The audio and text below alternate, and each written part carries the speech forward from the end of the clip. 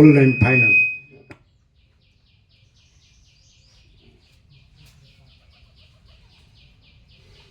દરેકને ક્લિયર, દરેકને સ્પષ્ટ થાય ને, સ્પષ્ટ થાય છે ને.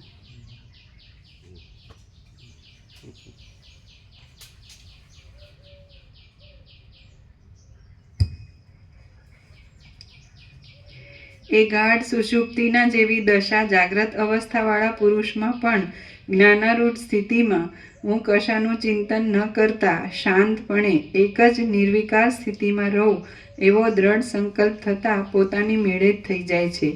એ અવસ્થા જ્યારે અત્યંત ઘાટાપણાને પ્રાપ્ત થાય છે ત્યારે તે સુષુપ્તિ કહેવાય છે. તે જ્યારે અંદર કંઈ વિક્ષેપના આકારે પરિણામ પામી શિથિલ થાય છે ત્યારે તે સ્વપ્ન કહેવાય છે. એવી રીતે સુષુપ્તિ અવસ્થાનો નિર્ણય કરી હું પરમેશ્વર બુદ્ધિ વડે યુક્ત થયો અને તુરીય અવસ્થાની શોધ કરવામાં પ્રવૃત્ત થયો. જેમ અંધકારમાંથી પ્રકાશનો લાભ ન થાય તેમ એક શુદ્ધ સમ્યક સંપૂર્ણ જ્ઞાન વિના બીજા કશાથી તુરીય અવસ્થાના સંપૂર્ણ સ્વરૂપનો લાભ થતો નથી. સારી રીતે જ્ઞાનનો ઉદય થાય છે એટલે આ જગત યથાસ્થિતપણે રહ્યા છતાં લયને પ્રાપ્ત થઈ જાય છે. આમ તે દશામાં જગત યથાસ્થિતપણે રહે છે એટલે કશાનો આત્યંતિક લય પણ થતો નથી. માટે સ્વપ્ન, જાગ્રત અને સુષુપ્તિ એ ત્રણેય અવસ્થા યથાસ્થિત એવી તે સૃષ્ટિઓ સાથે તુર્યની અંદર રહેલી છે, પરંતુ તત્વદ્રષ્ટિથી જોઈએ તો કશું જ નથી. જગત કોઈ પણ કારણમાંથી ઉત્પન્ન થયેલું નથી, પરંતુ શાંત અને જન્મ આદિ વિકારથી રહિત બ્રહ્મ જ જગતના આકારે વિવર્ત ભાવથી થઈ રહ્યું છે. આમ સદાકાળ બોધ રહેવો તે જ તુર્ય અવસ્થા છે. અદ્વિતીય બ્રહ્મની અંદર સૃષ્ટિની ઉત્પત્તિ થવાના કારણોનો સંભવ નથી.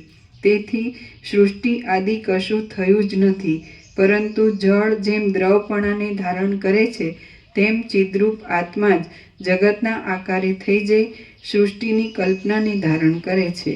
શ્રી યોગ વાસિષ્ઠ મહારામાયણમાં નિર્વાણ પ્રકરણના ઉત્તરાર્ધનો જાગ્રત, સ્વપ્ન, સુષુપ્તિ, તુરીય વર્ણન નામનો સર્ગ 137મો સમાપ્ત. સર્ગ 138મો. બંને જીવના સંમિલનથી જગત બેવડું દેખાય છે. આ 138મા સર્ગમાં તે પ્રાણીના જીવનું અને પોતાના જીવનું પરસ્પર મિલન થતાં જગત બમણું દેખાયા વિશે અને તે બંનેની સાવ એકતા થતાં એક જ પ્રકારનું જગત જોયા વિશે કહેશે. તપસ્વી બોલ્યા, જાગ્રતથી માંડી ઠેઠ તુરીય અવસ્થા સુધીનો આમ મેં વિચાર કર્યો. પછી જેમ ફૂલેલા આંબાનો સુગંધ કમળના સુગંધની સાથે એકતાને પામે છે તેમ હું એ મનુષ્યના ચિદાભાસરૂપી જીવની સાથે એકતા પામ્યો. એ પ્રાણીના ચિદાભાસમાં પ્રવેશ કરવા માટે મેં તેના ઓજરૂપી ધાતુનો ત્યાગ કર્યો. તેટલામાં મારી સર્વ ઇન્દ્રિયોની વૃત્તિઓ બાહ્ય વ્યાપારમાં પ્રવૃત્ત થવા લાગી. મેં બહિર્મુખ થયેલી ઇન્દ્રિય વૃત્તિઓને અંતર્મુખ વૃત્તિથી વારી અને પાણીમાં પડેલા તેલના બિંદુની પેઠે તેને ક્ષણવારમાં અંદર ફેલાવી દીધી. હવે હું તે પ્રાણીના ચિદાભાસરૂપી જીવની સાથે એકતા પામતો હતો. તેટલામાં મારી અને પ્રાણીની એમ બંનેની વાસનાના પ્રતિભાસને લીધે આખા જગતને મેં પ્રથમનાથી બમણું જોયું. મને દિશાઓ પ્રથમના જે કરતાં બમણી જોવામાં આવી અને 2 સૂર્યો તપતા દેખાવા લાગ્યા. મેં 2 ભૂમંડળ દીઠા અને આકાશ પણ મને 2 જોવામાં આવ્યા. દર્પણમાં પ્રતિબિંબિત થયેલા મુખના 2 પ્રતિબિંબની પેઠે એ બંને મારો અને તેનો ચિદાભાસ પરસ્પર મિશ્રિત થઈ રહ્યા હતા. આથી જગતનો બમણો ઠાઠ જોવામાં આવતો હતો.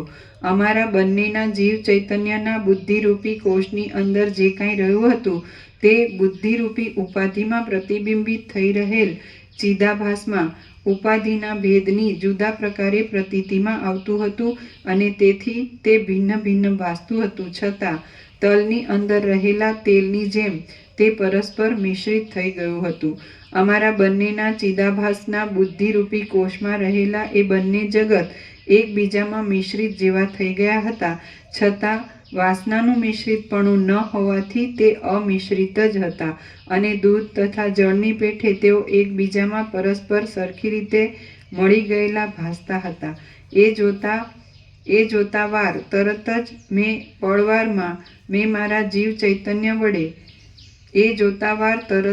એક પળવારમાં મેં મારા જીવ ચૈતન્ય વડે એ પ્રાણીના ચિદાભાસનું પરિમાણ માપી લીધું હોય તેમ સર્વ પ્રકારે તેને મારા જીવ ચૈતન્યમાં સમેટી લઈ એક રૂપ કરી દીધો. જેમ એક ઋતુ બીજી ઋતુ સાથે મળી જાય છે તેમ કોઈ નાની નદી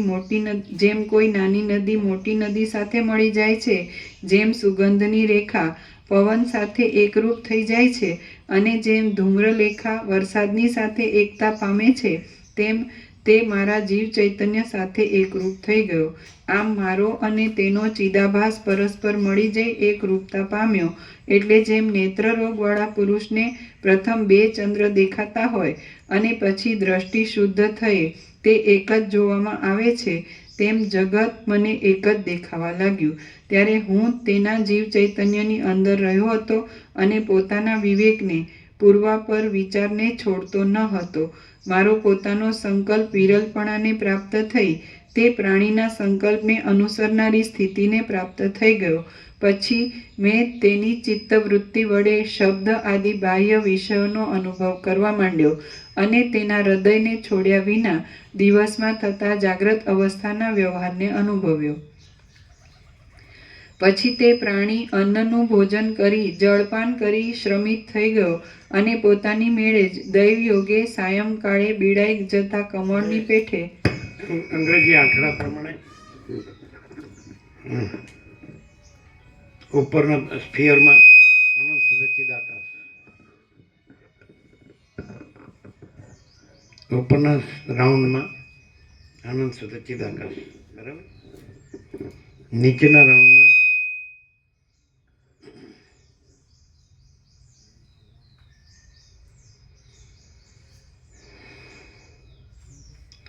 ઉપરના રાઉન્ડમાં અનંત સુધી ચિદાકાશ અને નીચેના રાઉન્ડમાં અનંત સ્વચ્છ મહાકાશ અને સૃષ્ટિ.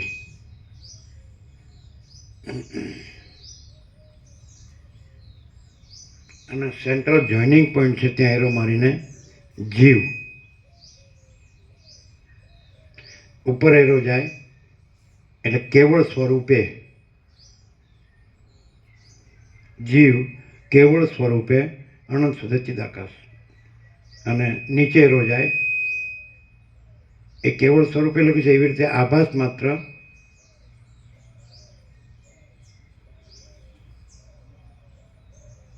દ્રષ્ટા દ્રશ્ય.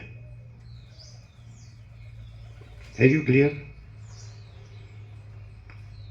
ઇંગ્લિશ 8 ઉપરના સ્ફિયરમાં અનંત શુદ્ધ ચિદાકાશ, નીચેના સ્ફિયરમાં અનંત સ્વચ્છ મહાકાશ સૃષ્ટિ, પછી સેન્ટ્રલ જોઈનિંગ પોઈન્ટમાં જીવ અને ઉપર એરો જાય કેવળ સ્વરૂપે એટલે અનંત શુદ્ધ ચિદાકાશ, જીવ પોતે જ અનંત શુદ્ધ ચિદાકાશ. પછી નીચે એરો જાય જીવ પોતે જ આભાસ માત્ર દ્રષ્ટા દ્રશ્ય એટલે અનંત સ્વચ્છ મહાકાશ અને સૃષ્ટિ. એ જીવનો જ આભાસ છે અને જીવ જ ચિદાકાશ છે, જીવ જ ચિદાકાશ છે અને આ અનંત સ્વચ્છ મહાકાશ અને સૃષ્ટિ એ જીવનો જ આભાસ છે, જીવનું જ સ્વપ્ન છે. ક્લિયર? અને આભાસ કાંઈ નથી એટલે અનંત સ્વચ્છ મહાકાશ અને સૃષ્ટિ એ આભાસ સ્વપ્ન એ કાંઈ નથી અને પોતે કેવળ સ્વરૂપે અનંત શુદ્ધ ચિદાકાશ. ફૂલ એન્ડ ફાઇનલ જો હૈ સો હૈ, પૂર્ણમદ પૂર્ણમિદં. ક્લિયર?